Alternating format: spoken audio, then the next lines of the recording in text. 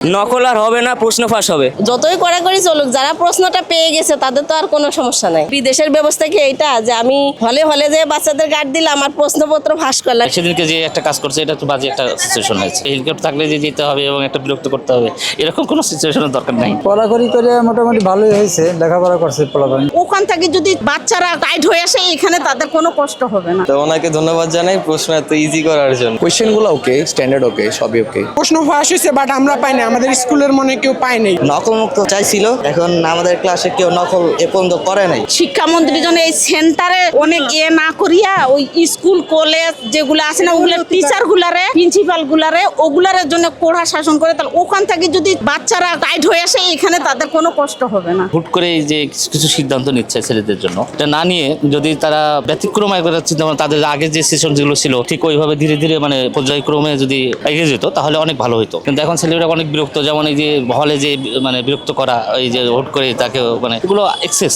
ঠিক আছে, পরীক্ষা এমনিতে যেভাবে হচ্ছে এমনিতে ভালো, এইভাবে আগে গেলে আর একটু ভালো করবে। প্রধানমন্ত্রী আসবে, এটা খারাপ দেখায়, একটা আতঙ্ক। হ্যাঁ, এটা খুবই আতঙ্কজনক একটা পরীক্ষার হলে। এমনিতে করা ঠিক আছে, গার্ড তো দিবেই, ম্যাজিস্ট্রেট আছে, আদার্স পার্সন আছে, গার্ড দিক, সমস্যা নেই। কিন্তু হঠাৎ করে এই যে একটা মানে আতঙ্ক, এটা ঠিক না। একটা হলের ভিতরে সেদিনকে যে একটা কাজ করছে এটা তো বাজে একটা সিচুয়েশন হয়েছে। কি কাজ করলো উনি ওই যে বরিশাল না কোথায় যেন গেছিল হেলিকপ্টারে চড়ে। হ্যাঁ, আসলে হেলিকপ্টার থাকলে যে যেতে হবে এবং একটা বিরক্ত করতে হবে, এরকম কোনো সিচুয়েশনের দরকার নাই। এটা তো সরকারি ব্যয়, ওদের একটা প্যারা, মানে একটা মানে হেজিটেশন, খারাপ জিনিস। নতুন করে ভাবতে হবে, নতুন করে চিন্তা করতে হবে না কিভাবে কি করা যায়। পড়াকড়ি করে মোটামুটি ভালোই হয়েছে, লেখাপড়া করছে পড়াকড়ি ছেলেরা। যতটুকু সময় পাইছে এই কড়াকড়ির মধ্যে তারাও সরকারি যখন আসছে তখন থেকে যেই একটা করছে কড়াকড়ি একটা ভাব দেখাইছে, এই জন্য ছেলেদের ভালো হয়েছে। নিজের সন্তানের জন্য ভালো হয়েছে। হ্যাঁ হ্যাঁ, তারা লেখাপড়া করছে ওইটুকু সময়।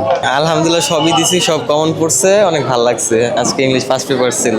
ইংরেজির ভয় যেটা ছিল ওটা কেটে গেছে। হ্যাঁ ইনশাল্লাহ ওটা কেটে গেছে, ভালো রেজাল্ট আসবে ইনশাল্লাহ। যে ভয়টা দেখাইছিল কিন্তু প্রশ্ন দেখে এত ভয় পাইতেছি না। যেটা বলছে যে অনেক ঘাট হবে করা করি, ক্যামেরা লাগাইছে, সাইলেন্ট এক্সপেল, ওটা তো বাদ দিছে। তো ওনাকে ধন্যবাদ জানাই প্রশ্ন এত ইজি করার জন্য। আলহামদুলিল্লাহ ভালো হয়েছে, সবগুলো কমন পড়ছে। বেশি একটা ভালো হয় নাই, তাও বলা যায় ভালো হয়েছে, কিন্তু প্রশ্ন ফাঁস হয়। নকল আর হবে না, প্রশ্ন ফাঁস হবে। উনি শুধু আর কি এই যে সে শিক্ষা নিয়ে পড়ে আছে, কিন্তু ওই প্রশ্ন ফাঁস এগুলো নিয়ে পড়ে নাই। তাই এলে যে আজকাল প্রশ্ন ফাঁস হইতেছে বেশি। আমাদের পড়ে ভালোভাবে লেখাপড়া করা আর কি। তুমি আগামীতে কি হতে চাও? ধরেন শিক্ষামন্ত্রী, ধরেন প্রশ্ন ফাঁস রোধ করবো আর কি, আর শিক্ষা ব্যবস্থা উন্নত করবো। হইছে মোটামুটি। হইছে মোটামুটি বলতে কেমন বোঝায়? অনেক ইজি কোয়েশ্চেন ছিল এন্ড ভালোই লিখতে পারছি, সো এখন ডিপেন্ডস অন দ্য বোর্ড। মনে হয় এ প্লাসটা আসবে। হ্যাঁ ভালো, এখন সিট লাইনটা একটু উল্টা পাল্টা, বাকিরা ওকে। কোয়েশ্চেনগুলো ওকে, স্ট্যান্ডার্ড ওকে, সবই ওকে।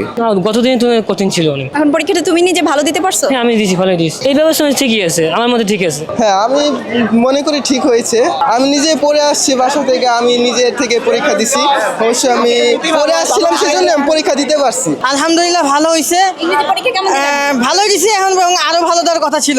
ওনাকে পোলাপাইন অনেক ভেঙাইছে, কিন্তু এই প্রশ্নটা দেখার পর আমরা নিজেরাই ভয়ে আছি ওনাকে নিয়ে। এই প্রশ্নটা অনেক কঠিন হয়েছে, প্রশ্ন ফাঁস হয়েছে বাট আমরা পাই না, আমাদের স্কুলের মনে কেউ পায় নাই। অন্যান্য স্কুলের অনেকে 8-10 হাজার টাকা দিয়ে কিনছে, পেলে তো ভালোই নাম্বার করে ফেলতাম। আলহামদুলিল্লাহ ভালো, সব কমন। এখন মনে হয় ভালো কিছু করতে পারবেন। জি ইনশাল্লাহ পারবো।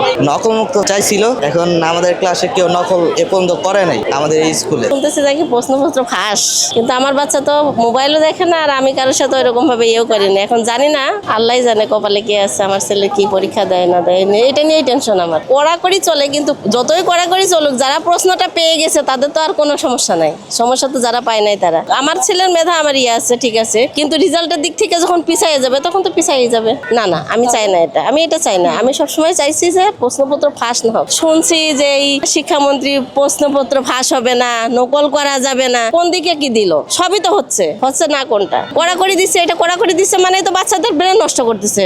বাচ্চারা টেনশনে নষ্ট হয়ে যাচ্ছে। তাদের মেধার ভিতরে একই কাজ, ফলে ঘাড় ঘোরানো যাবে না, চোখ তাকানো যাবে না, এটা করা যাবে না, ওইটা করা যাবে না। এর জন্য তো তাদের মেন্টালিটি যে একটা প্রিপারেশন ছিল, তাদের মেন্টালিটি ভালো ইয়ে ছিল, সেটা তো তাদের নষ্ট হয়ে যাচ্ছে। কিন্তু কি হচ্ছে, আপনি পেপার খোলেন, পত্রিকা খোলেন, মোবাইল খোলেন, টিভি খোলেন, দেখেন যে প্রশ্নপত্র ফাঁস হয়ে যাচ্ছে। তাহলে সমাধান কোথায়? আমি মনে করি যে যেহেতু সে মুখে এক কথা বলতেছে আর কাজে আর এক রকম হচ্ছে, এটা তো আশা করি না আমরা চাইছি তার মুখের যে কথা সেটাই কাজে হোক, কিন্তু কাজে তো সেটা হচ্ছে না, তার বিপরীত হচ্ছে। তাহলে লাভ কি হইলো? আমার আসল জায়গায় তো ফাঁকা, তাহলে কি লাভ হইলো?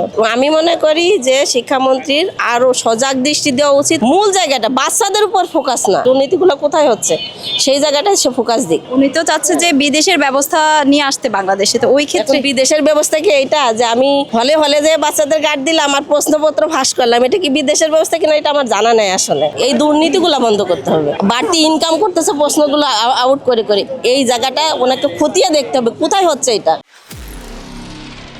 নিরপেক্ষ, সত্য প্রকাশে আপোষহীন।